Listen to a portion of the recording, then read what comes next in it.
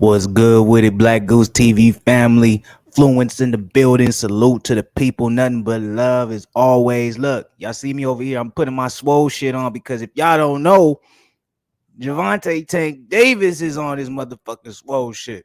Romero was on that swole shit. Like, we got lightweights coming in looking like motherfucking super middleweights for this particular fight. And I respect it, yo. I respect it, man. That means we probably gonna get a KO, and that's why I can't wait for this particular fight to come up. So make sure if y'all gonna be watching this joint, y'all join the Black Goose TV family. We're gonna be going Fluence Lounge for this one. You know what I'm saying? We can't miss out. But anyways, let me get all that out the way. By the way, hit the like button, subscribe to the channel, man. Show some love to your boy. Be part of the Black Goose TV family. Ain't nothing like being part of this family. I'm gonna tell y'all that right now. But with all that being said, Tank Davis wants Devin Haney next if he beats Kambosos. Now I'm gonna tell y'all right now, disclaimer in this joint. If I could put a disclaimer up, it'll be showing, it'll be saying, I don't know if this article is clickbait or if it's the real deal and it came out of Gervonta Davis's mouth. But guess what? That is the beauty of these joints. We're gonna find out. We're gonna find out if we got a particular, actual, specific quote from the Tank man himself saying, I want Devin Haney. I want that smoke. And if he really did call that smoke out, I'm like, finally, right? Because Tank is one of those guys, in my opinion, when it comes to this 135 division, he's a man of few words, right? If you look at everybody, right? If you look at all the young guns, Ryan Garcia, Teofimo Lopez, Devin Haney's of the world, George Kambosos, right? Lomachenko during his time when he was 130, came up 135. All these different guys we're talking about, we've heard call-outs, right? Maybe not Loma, but we heard call-outs. I want this guy. I want this guy. Let's fight this guy. Now, of course, out of everybody, Devin Haney is really the only one who's really putting his money where his mouth is, and I appreciate that young man for doing it. But we've heard him say, I want this guy. I want that guy. Gervonta is one of the few, in my opinion, where I ain't really heard him call nobody out like that. But obviously, we understand, one, how important this particular fight against Rolly is, because obviously it's been put out there and, put it to the public that this is his last fight with TMT. So obviously he's going to have to come to negotiation with some negotiation table with some power. And one of those things that's going to be able to elevate his brand, his stardom, who he is the fact that he puts out there in the public that he's willing to fight these big name guys. No more taking side steps, no more cherry picking, what some fans would say or some boxing people would say. No more saying, who the fuck is you fighting? Now we get to hear straight from the horse's mouth, I want this guy, and this guy. And at the very least, we know you want to take those steps up. And if there's a case that you can't get it, it's not on you. We've also heard, if you guys have been paying attention, that when he was with Floyd, or he still is, but obviously it's his last fight.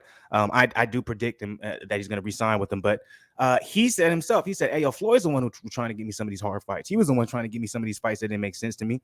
And me personally, I wasn't with it. So that's been put out there as well. But now seeing Gervonta Davis, and that was from Davis himself, but now seeing Gervonta Davis himself stand on some shit and be like, this is who I want, especially calling out Devin Haney specifically, that's wild to me, because Devin Haney's at the top of the food chain when it comes to 135. Devin Haney passed up everybody. That's my personal opinion. If you guys disagree with me, that's fine. But I think he passed up everybody in terms of the young gun stars coming up, right? So if he really did personally say, hey, I want that boy Haney, I have to applaud it. I have to salute it. And I actually hope Gervonta continues to go down this road of being a little bit more vocal. I feel like Rolly's kind of pulling that out of him, right? I never seen Gervonta so, vocal in the sense of not necessarily saying a lot, but just you could just tell how much he's ready for this fight, how much he wants to get at Rolly. And then some of the things he's saying on social media and he's putting out there. He put out the beef with, not beef, but beef with Floyd and contract negotiations. So he's being a lot more open with his situation and who he is, which is very new, in my opinion, when it comes to being a Gervonta Davis fan. But I respect it, I love it, and I appreciate it. But now with all that being said, I can go ahead and retract all this, because I can go ahead and scroll through this article, and if we don't see nothing specific from Gervonta and these motherfuckers just clickbaiting the shit out of us, then there's that. But I'm going to stand on the integrity of Boxing News 24, and I hope that we got an actual quote from my guy Gervonta Tank Davis. So let's go ahead and find out, so we can get to the nitty-gritty of this, and obviously give our analytical opinion on what he had to say. Let's get it. He's an email champ.